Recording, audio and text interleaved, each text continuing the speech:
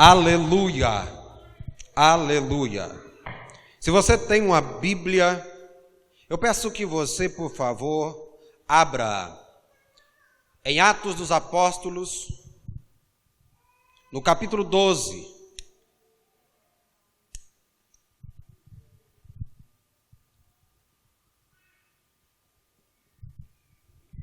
Vamos ler alguns versículos, a partir do primeiro versículo, que diz o seguinte: por aquele tempo, mandou o rei Herodes prender alguns da igreja para os maltratar, fazendo passar a fio da espada a Tiago, irmão de João. Vendo ser isto agradável aos judeus, prosseguiu, prendendo também a Pedro, e eram os dias dos pães asmos. Tendo-o feito prender, lançou-o no cárcere, entregando-o a 4 escoltas de 4 soldados cada uma, para o guardarem, tencionando apresentá-lo ao povo depois da Páscoa. Pedro, pois, estava guardado no cárcere, mas havia oração incessante a Deus por parte da igreja a favor dele. Quando Herodes estava para apresentá-lo naquela mesma noite, Pedro dormia entre 2 soldados, acorrentado com 2 cadeias, e sentinelas à porta guardavam o cárcere. Eis, porém, que sobreveio um anjo do Senhor, e uma luz iluminou a prisão, e tocando ele o lado de Pedro, o despertou, dizendo: levanta-te depressa. Então as cadeias caíam-lhe das mãos. Disse-lhe o anjo: cinge-te e calça as sandálias. E ele assim o fez. Disse-lhe mais: põe a capa e segue-me. Então, saindo, o seguia, não sabendo que era real o que se fazia por meio do anjo. Parecia-lhe antes uma visão. Depois de terem passado a primeira e a segunda sentinela, chegaram ao portão de ferro que dava para a cidade, o qual se lhes abriu automaticamente. E saindo, enveredaram por uma rua, e logo adiante o anjo se apartou dele. Então Pedro, caindo em si, disse: agora sei verdadeiramente que o Senhor enviou o seu anjo e me livrou da mão de Herodes e de toda expectativa do povo judaico. Meu Pai, esta é a tua palavra. Eu te peço que nessa noite, pela inspiração do teu Espírito Santo, apesar deste mensageiro, o Senhor traga-nos a tua mensagem.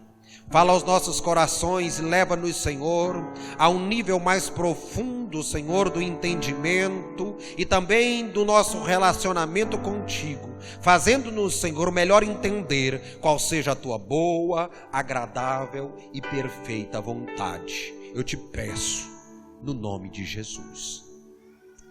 Amém. O livro que lemos, o 5º do Novo Testamento, é o único livro histórico, então, desta seção neotestamentária. E ele é exatamente isso, um livro que tem como objetivo o relato das intervenções de Deus na vida da igreja primitiva. O médico, que também torna-se historiador, Lucas, desde o primeiro capítulo, ele vem relatando uma conversão maravilhosa após a outra. Quando lemos no capítulo 2, vemos então a conversão dos quase 3.000. E continuamos lendo. No capítulo 4 há um acréscimo, e agora esse número supera o anterior. De repente, nós temos, meus irmãos, a conversão dos samaritanos. Nós temos depois, no capítulo 8 também, Filipe pregando para o eunuco etíope. Nós temos a conversão de Saulo no capítulo 9.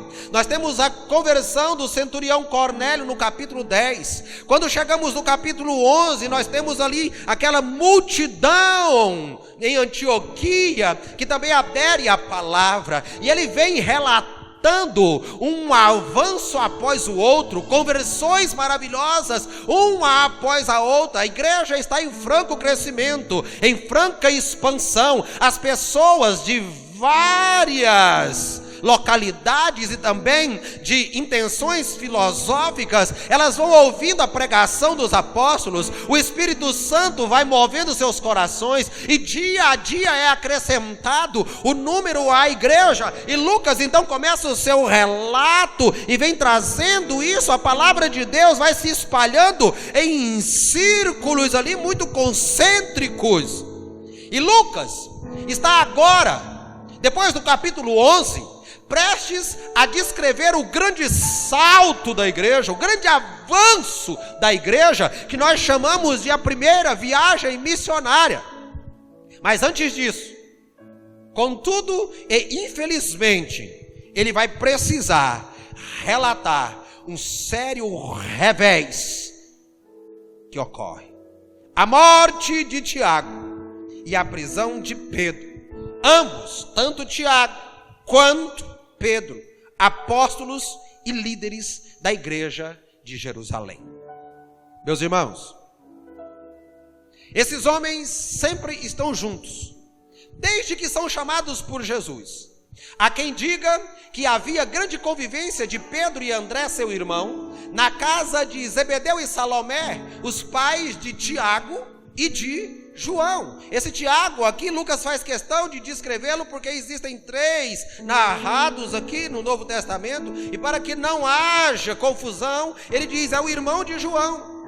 Eles eram pescadores, Jesus os encontrou assim, eles se relacionavam e viviam sempre unidos e juntos ali, eles sempre estavam aparelhados. O tempo de angústia, então, havia chegado nesta igreja que estava só vivendo alegrias, expansão e franco crescimento. Logo em seguida, a história nos conta que uma grande fome assolaria o mundo inteiro nos dias do imperador Cláudio.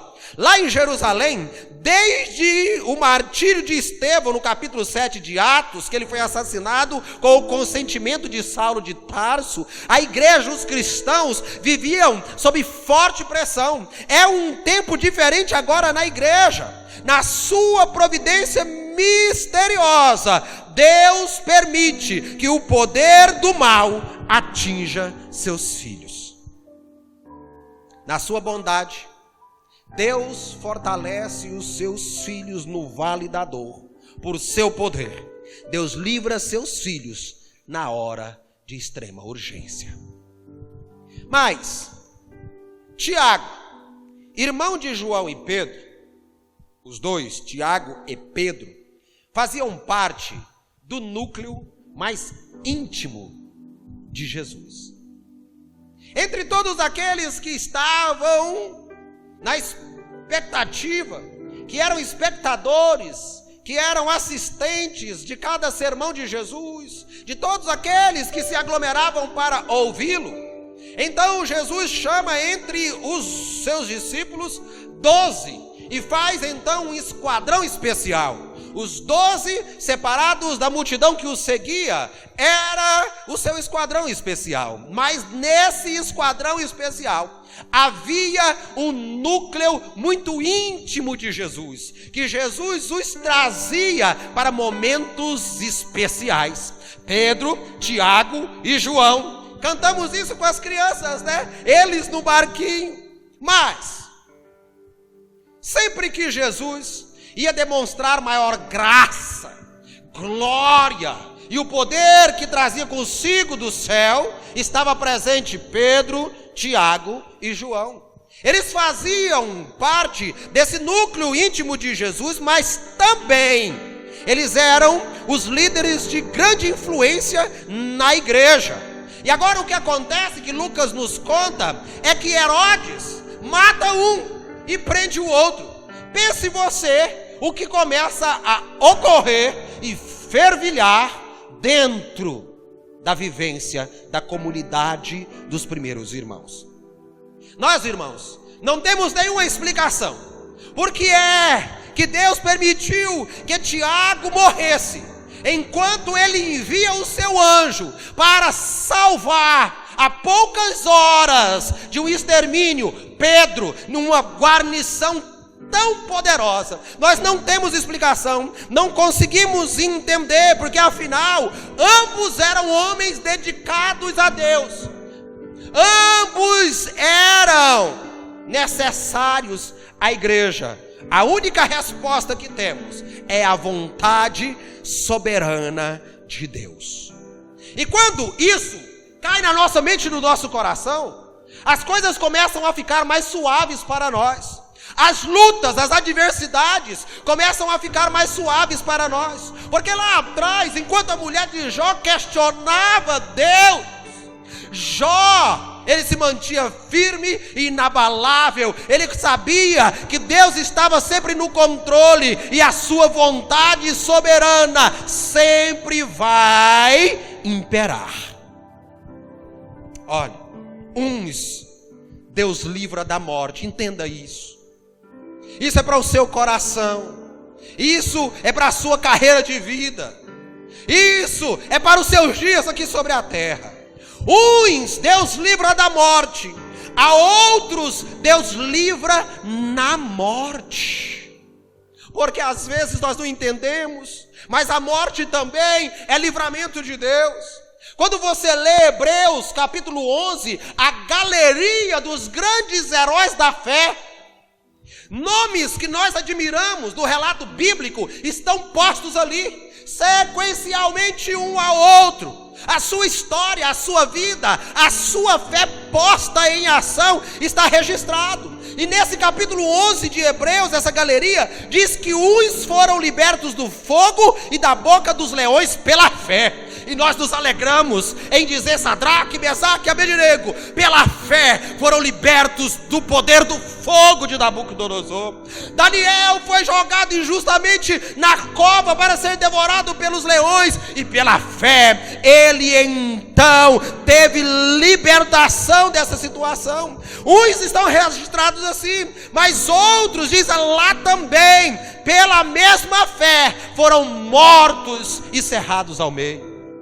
Para vivermos, é preciso, meus irmãos, não abandonarmos a fé, estarmos sempre com ela ativa. E para morrermos também por essa mesma fé, porque quer vivamos, quer morramos, nós precisamos manter a nossa fé no Cristo ativa e inabalável. Meus irmãos,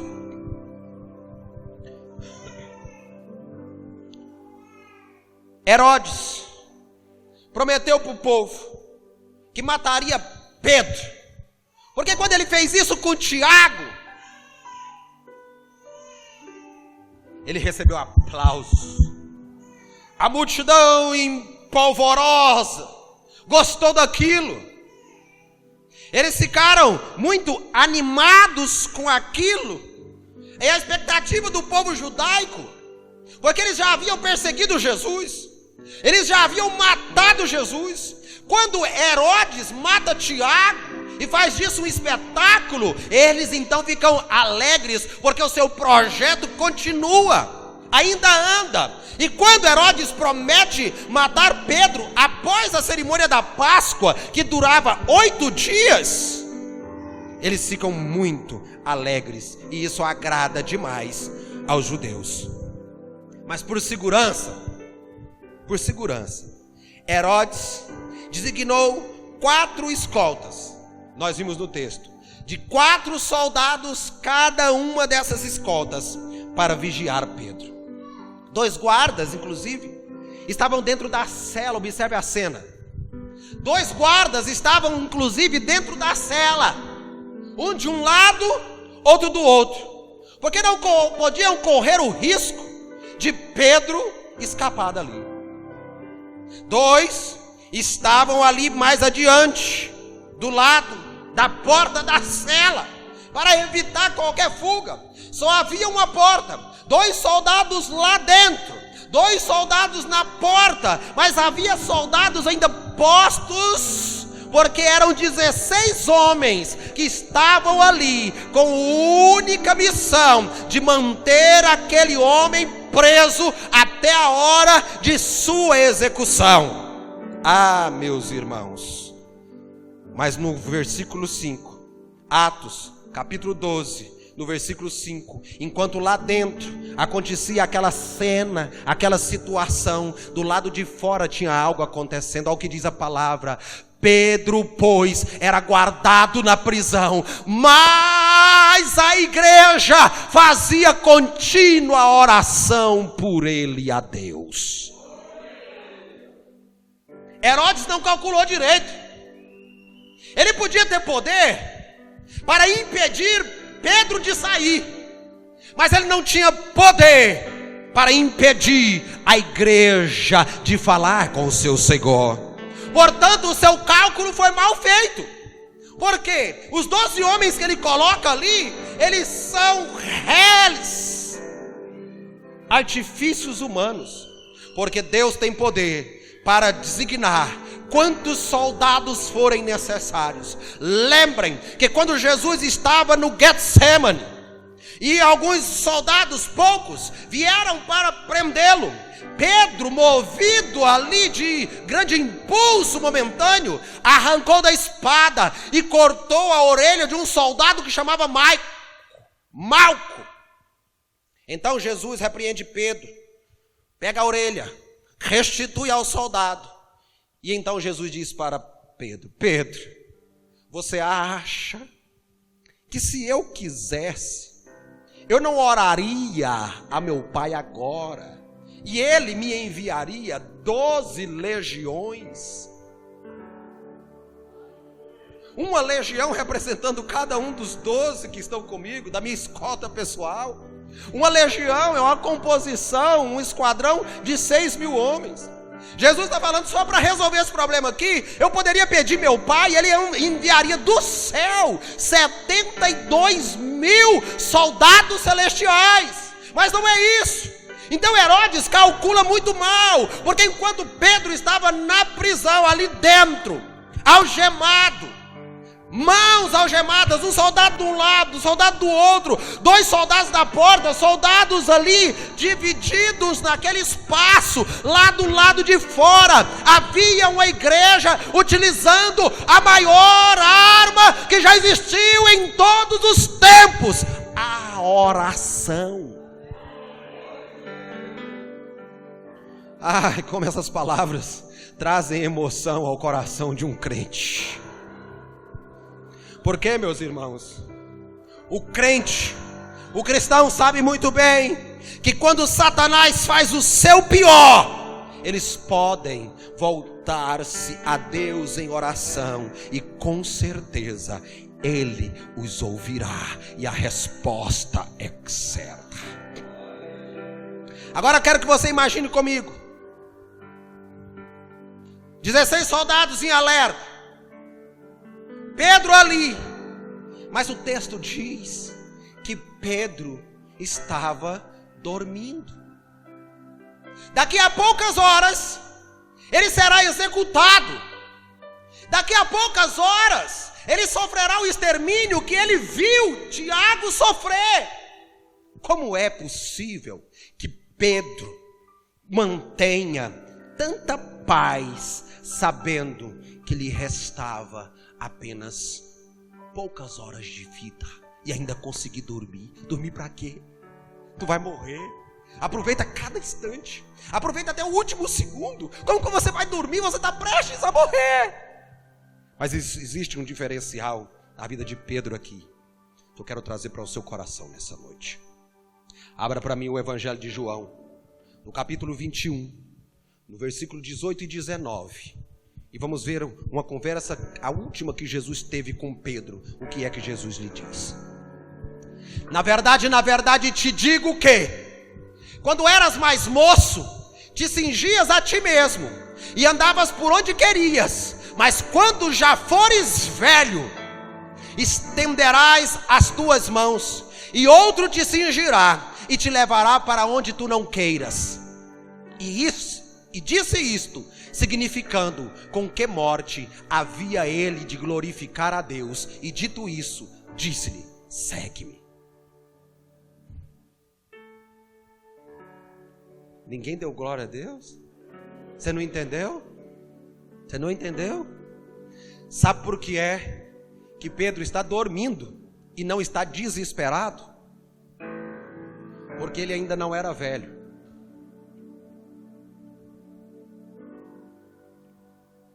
Não entendeu ainda? Jesus disse para ele: você vai morrer, Pedro, depois que você ficar velho. Disse isso, tipificando o que tipo de morte que ele teria.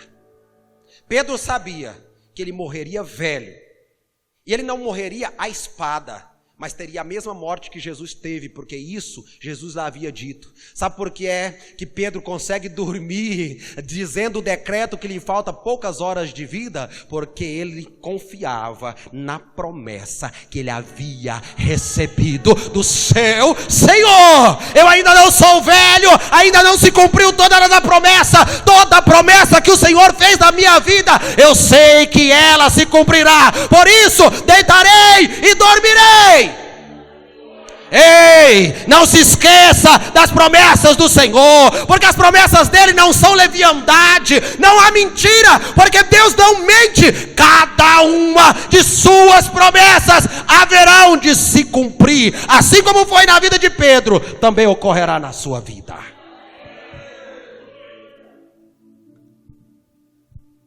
Aquela promessa lhe deu paz, mas a oração da igreja lhe deu força e o ajudou. Pedro sabia que morreria velho em uma cruz, e não por essa espada.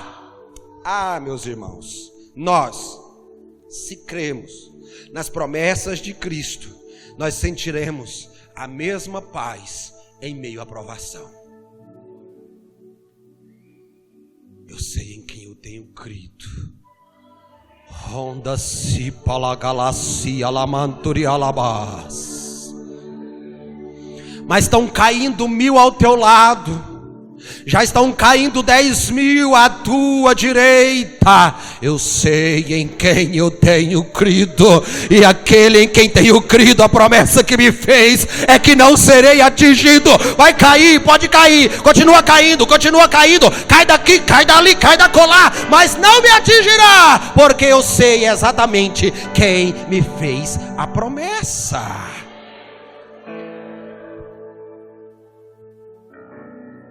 E agora, chega o anjo, depara com a cena de Pedro dormindo, e ele estava dormindo tão gostoso, tão em paz, que o texto diz que o anjo tocou-lhe do lado, foi ali na costela dele, onde tem uma reação mais rápida, onde não dá para ficar dormindo em sono profundo, enquanto alguém lhe toca.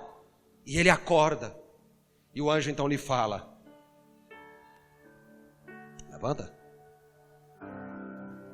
ajeita essa roupa, se ajeite. É tão interessante que o anjo vem trazer à memória de Pedro esta promessa. O Senhor está trazendo isso para mim aqui agora. Deixa eu pedir um versículo aqui. Vai no 12 de Atos, João. No versículo 7.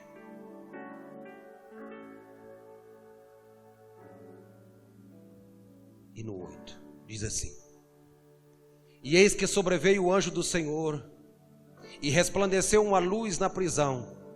E tocando a Pedro no lado, o despertou, dizendo: Levanta-te depressa. E caíram-lhe das mãos as cadeias.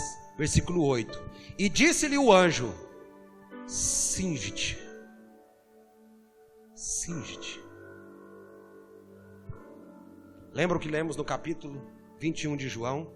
Jesus disse: vai chegar um tempo, no tempo da sua morte, você não mais vai conseguir cingir-se a si mesmo, ou seja, colocar o cinto, organizar a sua roupa. Você vai estender as mãos e outro te cingirá. Então o anjo chega para ele e diz: Pedro, ainda não chegou a hora de você morrer. Pedro, levanta, e a cadeia caiu. Levanta e cinge-te para manter viva a promessa que o Senhor lhe faz. E aí, meus irmãos, eu quero terminar aqui. O anjo desperta Pedro e as cadeias caem de suas mãos, e ele começa a conduzir, independente que se haja um soldado de um lado, de outro na porta.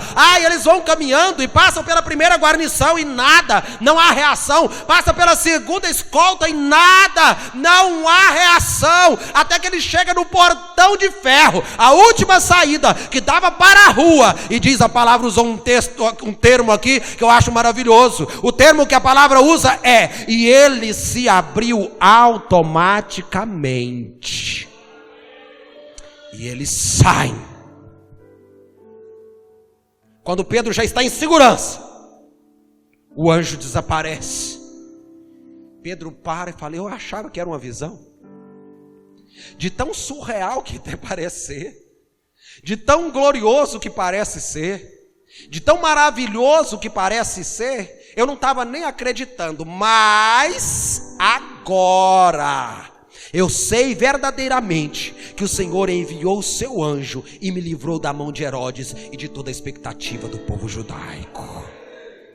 Ei, pode parecer sensacionalismo para alguns, pode parecer que é venda de ilusão para outros, mas eu quero te dizer aqui nessa noite que o que o Senhor tem para fazer na sua vida como resposta de oração é algo que a princípio nem você mesmo terá condições mentais, raciocínio lógico para entender. Não é possível, isso não é possível, é isso mesmo que está acontecendo? Eu nem acredito que é isso que está acontecendo. Quantos creem que o Deus que tem servido é o Deus que tem poder suficiente para fazê-lo? Agarre isso para você, porque esta palavra, ela é digna de confiança. E eu quero concluir dizendo aos irmãos: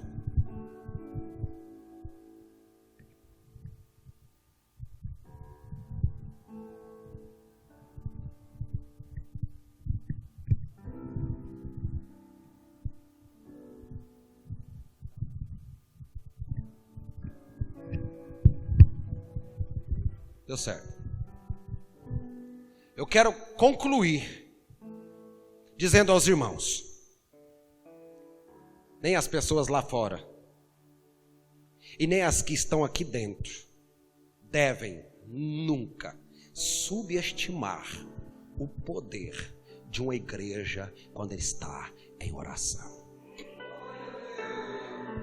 Porque Lucas faz questão de desenhar o panorama. Lucas faz questão de dar o dado da morte de um, para mostrar no versículo 5 que enquanto o outro estava praticamente impossibilitado de se soltar e de escapar, a igreja fazia incessante oração por ele. E esse é o segredo da soltura de Pedro: a oração com resultado. E como deve ser uma oração para que ela tenha resultado? Vou te dar 3 tópicos e termino aqui. Primeiro, deve ser uma oração perseverante. Olha o que o texto diz: Pedro, pois, estava guardado no cárcere, mas havia oração incessante. A oração deve ser perseverante. Olha Jesus falando para os seus espectadores, no capítulo 18 de Lucas, ele conta uma história, olha só. E contou-lhes também uma parábola sobre o dever de orar sempre e nunca desfalecer, dizendo: havia uma cidade, um certo juiz, que nem a Deus temia nem respeitava o homem. Havia também, naquela mesma cidade, uma certa viúva que ia ter com ele dizendo: faze-me justiça contra os meus adversários. E por algum tempo não quis atendê-la, mas depois disse consigo: ainda que não temo a Deus, nem respeito aos homens, todavia, como esta viúva me molesta, hei de fazer-lhe justiça, para que enfim não volte e me importune muito. E disse o Senhor: ouvi o que diz o injusto juiz.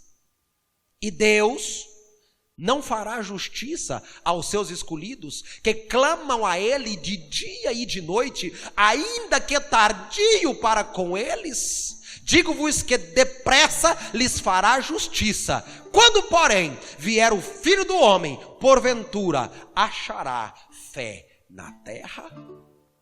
Jesus disse: o juiz julgou a causa, porque não aguentava mais o pedido da viúva. Então diz Jesus: Deus fará com você, que não desfalece, mas que clama ao seu Deus de dia e de noite, assim como aquele juiz, mesmo iníquo, fez com aquela viúva. Deus vai julgar sua causa, irmão. É isso que Jesus está fazendo.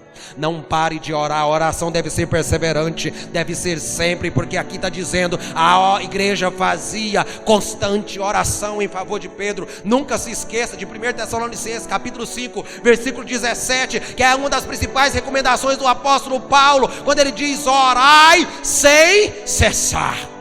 Segunda coisa, é uma oração conjunta, é uma oração comunitária. A Bíblia diz: comunica com os santos na vossa adversidade. Pede oração para o seu problema, mostra o teu problema. Pedro foi para a prisão e os irmãos ficaram sabendo. E porque os irmãos ficaram sabendo, os irmãos começam a orar. E porque os irmãos começam a orar, a situação de aquele homem muda. Quantos exemplos, quantos testemunhos temos ouvido e recebido diariamente das pessoas que dizem: meus irmãos, eu peço que vocês orem por isso, meus irmãos, eu peço que vocês orem por aquilo. E Deus vai ouvindo o clamor da igreja, e Deus vai agindo e vai movimentando. Tiago capítulo 5 versículo 16 diz: confessai pois os vossos pecados uns aos outros e orai uns pelos outros para serdes curados, porque muito pode em seus efeitos a oração de um justo.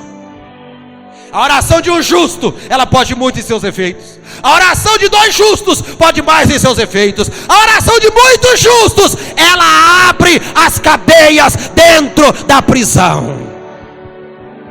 Em último lugar, a oração precisa ter direção certa.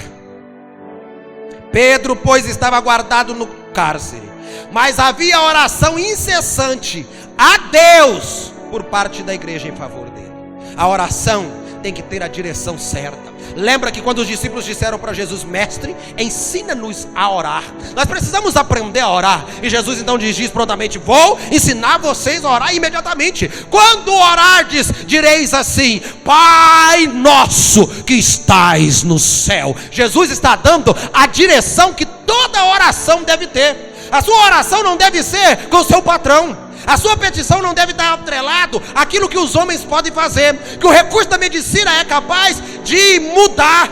A sua oração tem um caminho só, e é para o alto, é para cima. Jesus disse: fala com o seu pai, pede o seu pai, comunica com o seu pai. Pedi e dar-se-vos-á, batei e abrir-se-lhes-á, buscai e encontrareis.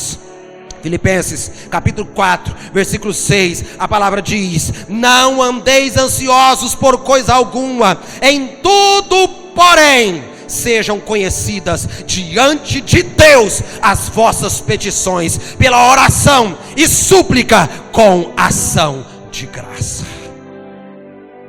É a oração perseverante, é a oração conjunta, é a oração direcionada a Deus, que vai mudar toda e qualquer situação que possa estar nos abalando. A igreja ia tudo muito bem, mas pela soberania de Deus, Ele permitiu Satanás trazer angústia por um tempo aos seus filhos. Ele é soberano, e sua vontade permissiva às vezes faz com que chegue a nós situações que não entendamos de imediato. Mas o Senhor sempre quer o seu povo falando consigo. Sejam conhecidas diante de Deus todas as vossas necessidades. Feche seus olhos.